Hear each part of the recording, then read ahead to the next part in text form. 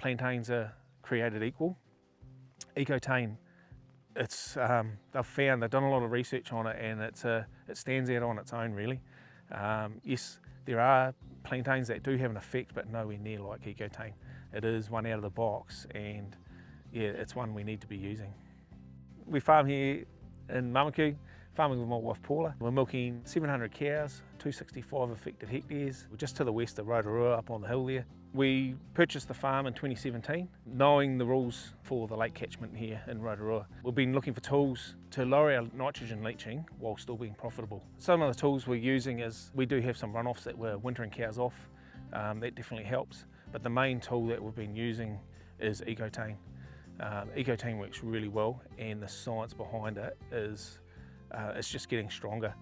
And not only with nitrogen leaching, there's also signs of our greenhouse gas emissions. There's a bit on that as well that's looking promising. The way Ecotain works, there's a few different methods, but it's a diuretic in the cow. So instead of a cow urinating with a really high concentrated patch of nitrogen, she's essentially eating more water through the plantain, and it's making her urinate more, and it spreads it into multiple patches. But not only that, once it's in the soil, there's also a ground effect that's going on from the plantain that's slowing down the transition from ammonia through to nitrates. And that ammonia doesn't leach through the soil, but nitrates do. So if you slow that down, it can be taken up more by plants, and that means less of it's going to leach. And there's actually less into the nitrous oxide being less into the evaporating into the air as well. As far as yields, the research has shown that you're definitely not going to decrease your total yields growing.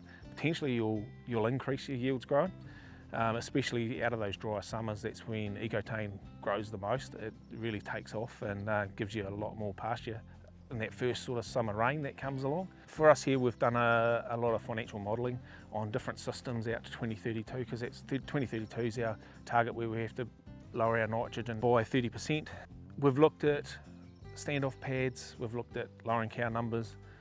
By far the best return is just adding the Ecotain into our pastures. We can achieve those targets and not really change our system. We can still milk our 700 cows. And yeah, the financial return on that is just way better than the depreciation on big structures. Or if we lower cow numbers, the modelling has shown that we'll have a 10% reduction in profit by 2032. And 10%'s a heck of a lot. It actually means we'll probably be going backwards. Our social licence to be dairy farming is always on thin ice. You know, so the more we can do to tick that box off, the better. And we've got a tool that's real easy to put in, real easy to manage. It's just you manage it the same as your rest of your grasses. There's benefits there as far as the milk quality and omegas increasing in it. Also, facial eczema has been lowered when you use Ecotain in pastures. So, you know, there's a lot of benefits there, even if nitrogen's not your thing. It really should be, because dairy farming is one of the higher leaching types of farming, so the lower we can get that in line with everyone else, the better.